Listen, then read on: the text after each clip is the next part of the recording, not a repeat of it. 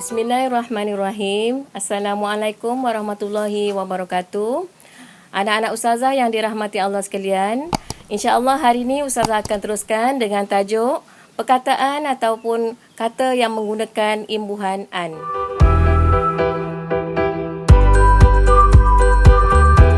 Kata yang menggunakan imbuhan an terbahagi kepada tiga.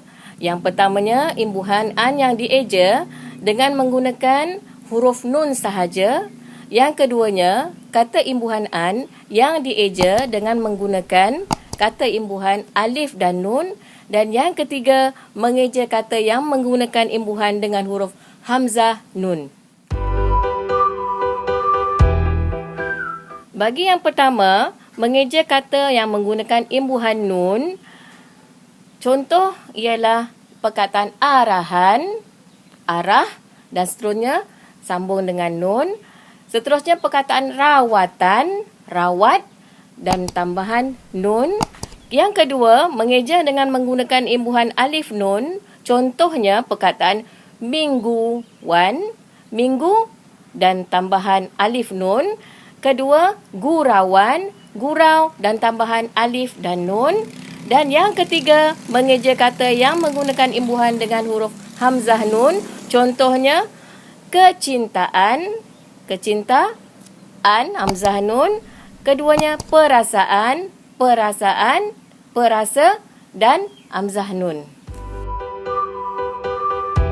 Anak-anak yang dirahmati Allah sekalian, untuk contoh bagi perkataan yang berimbuhan nun sahaja, terdapat dua bahagian. Yang pertama, perkataan yang diakhiri dengan huruf I, contohnya puji, pujian.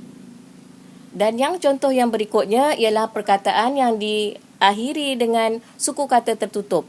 Contohnya masak, masakan.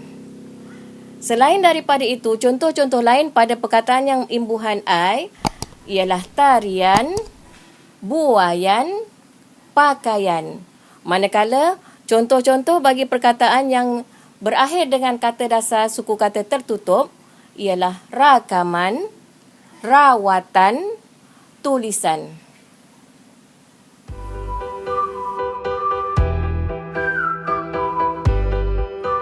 Anak-anak sekalian, kita teruskan lagi dengan bahagian yang seterusnya, iaitu perkataan-perkataan yang berakhir dengan imbuhan alif dan nun.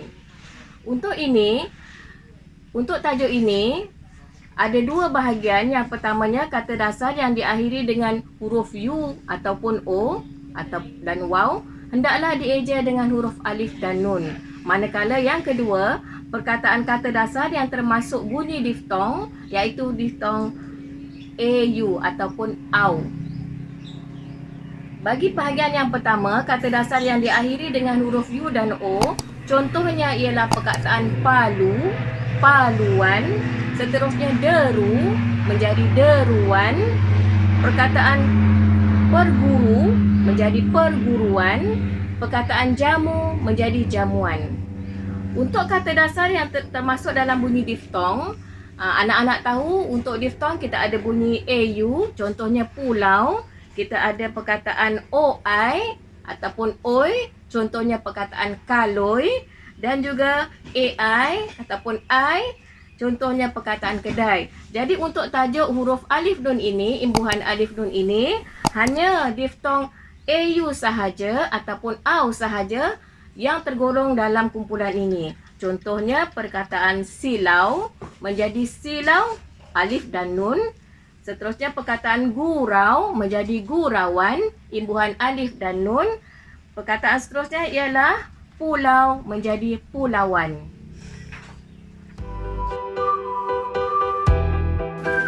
Anak-anak sekalian, kita teruskan dengan tajuk yang terakhir, iaitu perkataan imbuhan an yang berakhir dengan hamzah dan nun. Untuk tajuk ini terbahagi kepada dua juga. Yang pertamanya, kata dasar yang berakhir dengan bunyi vokal A ataupun alif dan ditulis. Yang kedua, kata dasar yang berakhir juga dengan bunyi vokal A ataupun alif tetapi tidak ditulis ataupun tanpa bunyi. Baik, untuk yang pertama, perkataan kata dasar yang berakhir dengan bunyi vokal alif ataupun A, tetapi ditulis. Contohnya perkataan dera akan menjadi deraan. Seterusnya perkataan derita akan jadi deritaan, hamzah nun. Dan yang terakhir perkataan juta akan menjadi jutaan, hamzah nun. Yang kedua, kata dasar yang berakhir dengan bunyi vokal A tanpa ditulis ataupun tanpa huruf. Contohnya perkataan rasa menjadi perasaan. Perkataan duga menjadi dugaan. Perkataan baca menjadi bacaan. Anak-anak yang dikasihi sekalian, demikian tadi tajuk kita pada hari ini, iaitu tajuk perkataan berimbuhan an, nun, alif nun dan juga hamzah nun. Jadi Ustazah ingin nak rumuskan bagi tajuk ini, iaitu yang terbahagi kepada 3. Yang pertamanya mengeja kata yang berimbuhan nun sahaja, iaitu dengan menggunakan perkataan yang berakhir dengan huruf I ataupun ya, dan juga berakhir dengan suku kata tertutup. Contohnya arahan, rawatan. Yang kedua, mengeja kata berimbuhan yang berakhir dengan huruf O dan U dan juga berakhir dengan diftong E dan U. Contohnya perkataan mingguan dan gurauan, dan perkataan-perkataan ini berakhir dengan huruf alif nun. Dan yang ketiganya, mengeja kata yang menggunakan perkataan berimbuhan dengan hamzah dan nun, iaitu menggunakan perkataan yang berakhir dengan vokal A, iaitu vokal menggunakan huruf derlung, dal, ro, lam, waw, nga, iaitu huruf A-nya ataupun huruf alifnya wujud ataupun ditulis. Manakala yang kedua yang berakhir dengan vokal A tanpa alif. Contohnya perkataan yang berakhir dengan huruf-huruf betapa segarnya Cik Jam. Jadi itu saja anak-anak untuk hari ini. Mudah-mudahan apa yang kita pelajari hari ini dapat kita manfaatkan di masa-masa akan datang.